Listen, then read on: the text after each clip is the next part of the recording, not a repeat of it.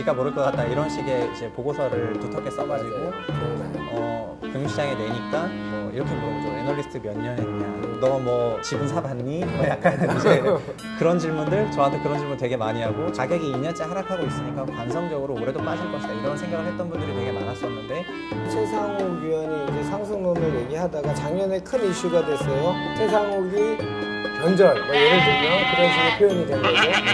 또 구체적인 수치도 이제 연말에는 제시하면서 하락할 거다 이렇게 했어요. 네네. 9.14는 또 어떤 일이 있었는데 그렇게 하락을 예측을 하신 거예요?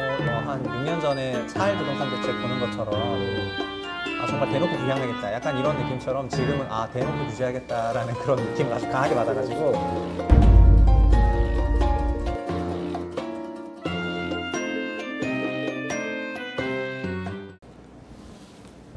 안녕하십니까. 이주의 돈 버는 부동산 시간입니다. 오늘은 특별한 장소에서 특별한 분을 모시고 특별한 이야기를 나눠보도록 하겠습니다.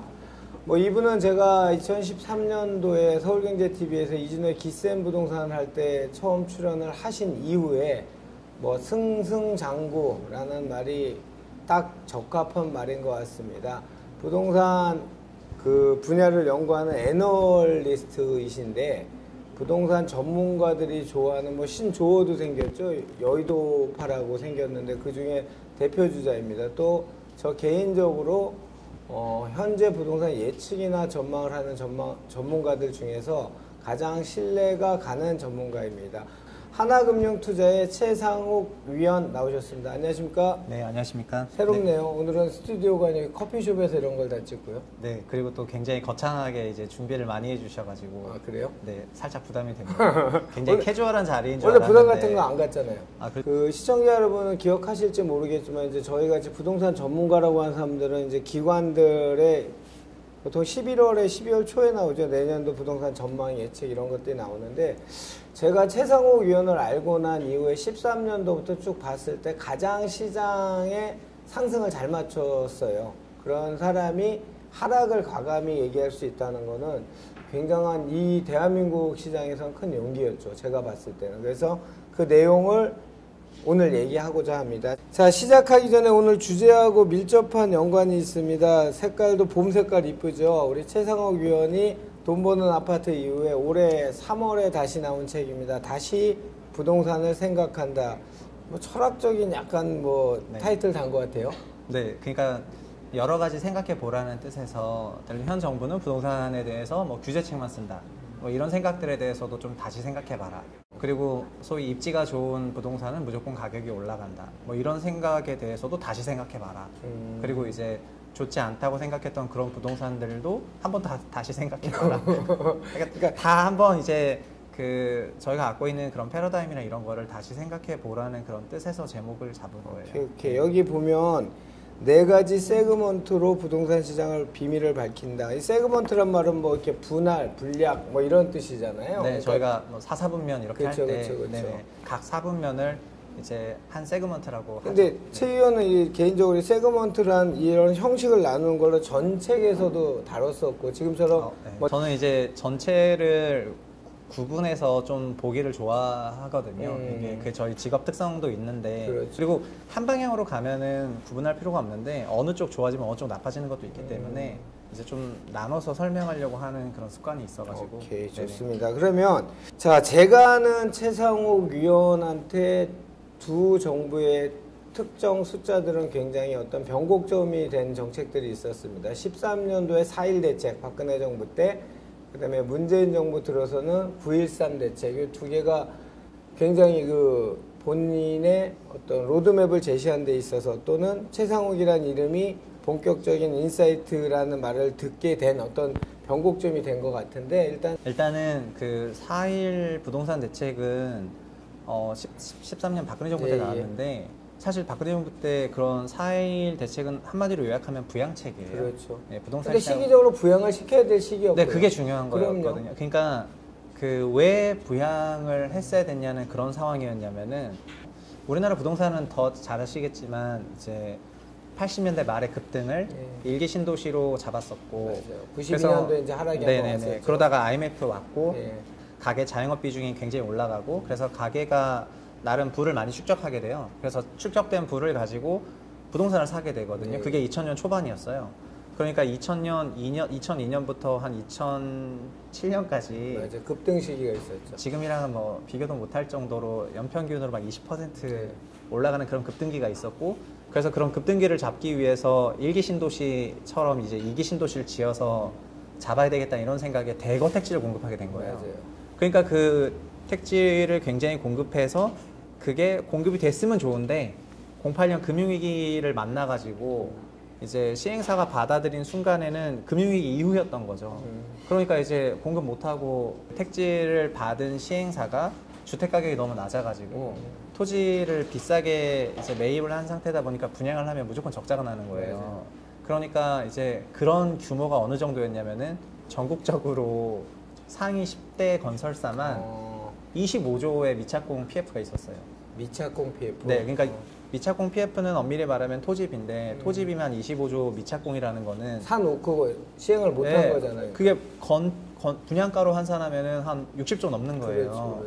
그러면은 거기서 한 30% 손실 나면은 20조 까지는 거고, 그러면 이제 그 임팩이 굉장히 큰 거거든요. 네, 그래서 4.1 부동산 대책은 부양책인데 크게 대책이 3개인데 하나는 신도시 더 이상 짓지 않겠다. 맞아요. 이거를 약간 선언적으로 말한 거고요. 택조법 폐지한다 그랬는데 그러니까 땅이 폐지는 안 너무 됐죠. 많고 미착공 PF가 많아서 주택 공급할 그런 땅들이 넘치는데 맞아요. 신도시 더 지정한다는 건 말이 안 되기 때문에 신도시 더 이상 안 하겠다고 얘기한 거고요. 두 번째는 MB 정부 때 보금자리 대책이라는 게 있었는데 예. 그 보금자리 대책은 민간 분양 아파트랑 경합하는 건데 예. 땅이 너무 많고 민간이 분양해야 될 아파트가 너무 많은데 그 민간이 분양해야 될 아파트보다 더 싼 공공 분양 아파트가 있으면 요 미착 PF가 해결이 안 되기 때문에 자연스럽게 이제 요 보금자리 정책도 없애게 되죠. 폐지해요. 그리고 마지막으로 이런 미착공 PF를 나중에 사업화했을 때 미분양이 나지 않습니까? 그런 미분양 나는 거를 이제 매입을 하면 5년 동안 양도세를 100% 감면해 주겠다. 이렇게 얘기를 해서 이제 투자 수요를 그때는 부양책을 써야 되는 시기였기 때문에 썼던 거고. 네네네. 예, 근데 제가 아까 변곡점이라 했던 얘기는 비로소 이제 최상욱의 이름을 이제 상승론자로 본격적으로 알리게 된 시점이 4.1 대책 이후죠. 예예. 13년 그렇죠. 이후에. 네네. 예. 그 얘기 좀 해주세요. 아 그러니까 그 당시 왜 상승론을 예측했는지. 그러니까 2011년도하고 12년도는 심지어 서울시 주택 가격도 하락을 했어요. 맞아요. 그리고 2010년도부터는 서울시 인구도 감소를 했거든요. 그래서 이제 인구도 감소하는데 주택 가격도 빠지니까 이제 소위 시장 일본화론, 일본식 장기 침체 간다. 난리 났었죠. 네, 뭐 서점에 가보시면 아시겠지만 뭐 대폭락이 온다, 뭐 다 이런 책이었어요. 다 맞아요. 이런 책이고 시장에 대해서 자신감을 갖고 있는 사람도 거의 없고 막 이런 상황이었는데 제가 생각할 때 그 서울시 인구는 감소해도 그 서울로 통교통학하는 사람들은 계속 늘어나기 때문에 지금 얘기하는 세력과. 네, 이제 저는 그거를 예, 예. 서울의 세력 범위로 예, 표현을 예. 했는데, 그러니까 그리고 극단적으로 말해서 서울은 뭐 상업 도시가 되면은 사람들은 다 나가 살겠죠. 예. 그러니까 이제 인구 감소하는 게 집값 하락은 아니라고 봤고 저는 공급이 너무 많았고 경기도 2011년, 12년 안 좋았기 때문에 당연히 하락을 한 건데 13년에는 우리나라 경기가 반등을 했어요. 그게 좀 중요했고 그 다음에 엄청난 부양책들이 여러 가지가 나왔기 맞아요. 때문에 제가 느끼기에는 이 정도 부양책과 이 정도 경기 반등이면은 가계 구매력은 살아있고 그러니까 상승할 거라고 전망을 하게 되죠. 그래서 제가 당시에 과감하게. 네, 그래서 집값 오를 것 같다 이런 식의 이제 보고서를 두텁게 써가지고 맞아요. 기억나요. 금융시장에 내니까 사람들이 이제 뭐 이렇게 물어보죠. 애널리스트 몇 년 했냐 뭐 이런 거 이제 틀렸다는 그리고, 전제로. 너 뭐 집은 사봤니? 뭐 약간 이제 가격이 2년째 하락하고 있으니까 감성적으로 올해도 빠질 것이다 이런 생각을 했던 분들이 되게 많았었는데 그런 정책 효과로 인해서 실제로 13년 하반기부터는 반등하거든요. 맞아요. 반등하고 14년 되니까 부양책 또 나와요. 14년에는 그 재건축 연한을 40년에서 30년으로 그렇게 나오니까 재건축 촉진하는 정책이 굉장히 파워풀하게 먹혀요. 맞아요. 그러니까 14년에 그런 규제가 그런 부양책이 나오고 15년에도 또 부양책이 나와서 분양가 자율화를 하거든요. 분양가 자율화를 하니까 이제 높은 가격에 그 분양을 할 수가 있게 되고 그래서 아까 얘기했던 미착공 PF들이 2015에 정말 다 소진됩니다. 맞아요. 지금 상위 10대 건설사들이 시행사들 택지 구매할 때 보증 썼던 그 금액이 25조 넘었다고 했잖아요. 2016년 정도 됐을 때는 뭐 3, 4조도 안 될 정도로 완전히 다 소진이 된 상태가 되고, 그러다 보니까 2016년부터는 이제 신도시용 땅이 없으니까 어떻게 되겠습니까? 구도심이 올라가는 거지 않습니까? 그래서 그때는 이제 구도심 강세 시장이 본격적으로 펼쳐지기 시작하고, 16년부터. 네, 그게 이제 2013년에 심었던 그 씨앗 때문에 2016, 17, 18, 3개년 동안 이제 구도심이 굉장히 이제 화려하게 올라가게 된 거죠. 네. 자, 그래서 13년에 최상욱 위원이 이제 상승론을 얘기하다가 작년에 큰 이슈가 됐어요. 국내 큰 매체에서 다뤘는데. 큰 매체요. 네. 그죠. 네. 최상욱이 변절, 뭐 예를 들면 그런 식의 표현이 네. 된 거죠. 네네네. 상승론자에서 하락론자로 뭐 이렇게 됐다. 이제 그 모멘텀이 바로 이제 9.13 대책이 나오면서 최상욱 위원은 과감하게 네.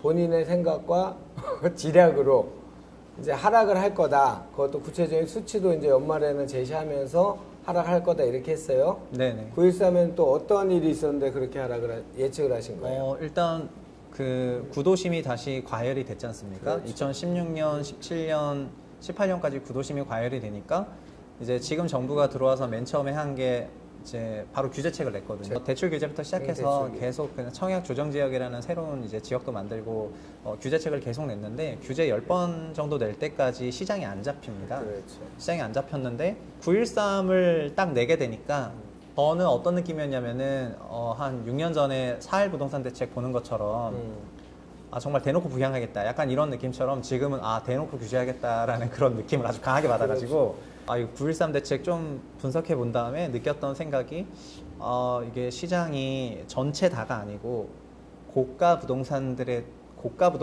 완전 조정을 받겠다. 이제 그래서 고가 부동산이 다만 주택 지수에 미친 영향이 너무 크니까 이제 뭐 나머지 저가 부동산들이 아무리 올라도 고가 부동산 빠지면은 지수는 빠지거든요. 비유하면 그렇죠. 삼성전자나 하이닉스 빠지면은 IT 스몰캡 종목들 올라도 시장 지수 빠지듯이 제가 그렇게 생각하니까 9.13에서는 고가 부동산 가격 하락하면 주택 가격 지수 하락할 거다. 이제 이렇게 얘기를 하게 돼요. 그래서 이제 당시에는 입지가 좋고 소형 고가 주택들이 소위 굉장히 막 천정부지로 올라가던 때여가지고 제가 9월 달 말에 가격 하락한다고 얘기를 하니까 이제 다 또 비웃었죠. 그러니까 저는 그런 느낌이었어요. 2013년에도 제가 앞으로 집값 오를 것 같다고 얘기했을 때 많은 사람들이 저를 비웃었어요. 뭐 지금 이렇게 올라가는데 서울 대세론, 서울이 어떻게 빠져? 이제 6년 전만 하더라도 서울은 인구 일본 20년을 따라간다는 게 대세였는데 이제 6년 정도 지나니까 서울 대세론이고 서울은 무조건 상승하는 거예요. 그러니까 이제 어떻게 하락하냐? 뭐 이런 저한테 엄청나게 그런 게 많았는데, 제가 아니 이게 대책 뜯어보면은 냉정하게 봤을 때 고가 부동산이 설령 10억 원이 더 올라도 차포 떼면은 세후 수익률이 빵원이다. 그래서 차포는 이제 세금에 관련된 거죠. 그 세금 이런 거 떼면 빵원인데 나라면 그거 절대 안 살 것 같다, 신규로. 그래서 이제 그런 내용을 분석해서 이제 시장에 처음 얘기를 한 걸 말씀하신 큰 매체. 지금은 유튜브가 제일 큰 매체입니다. 그렇죠. 네. 지면 일간지에서 나왔죠. 그런 내용을 실으면서 제가 이제 갑자기 변절자가 돼가지고. 변절은 아니고 이제 정확한 용기죠, 용기. 왜냐하면